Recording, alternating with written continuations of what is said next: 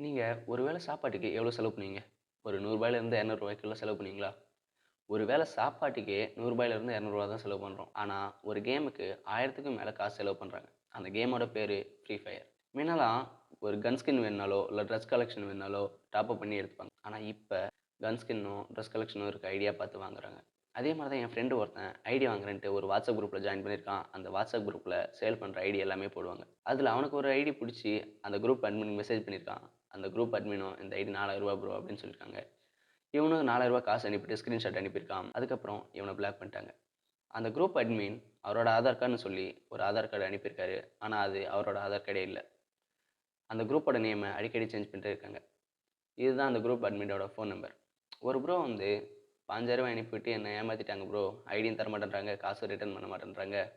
அப்படின்னு சொல்லி என்ட்ட அழுவுறாரு. எனக்கு அப்ப என்ன பண்றதுன்னே தெரியல. ஜஸ்ட் ஒரு கேமுக்காக எதுக்கு உங்களோட மணிய ஸ்பெண்ட் பண்றீங்க? அது ஜஸ்ட் ஒரு கேம். டைம் பாஸ்க்காக விளையாடுறீங்க அவ்வளோதான். அதுக்காக உங்க மணிய வேஸ்ட்டா ஸ்பெண்ட் பண்ணாதீங்க. அந்த காச உங்க அம்மாட்ட குடுத்து பாருங்க. ரொம்பவே சந்தோஷப்படுவாங்க. ஆமாண்டா புண்டை ஐடி டேம் தானே அடிப்போம் உன்னை மாரி உன் மூக்குல என் பூளைய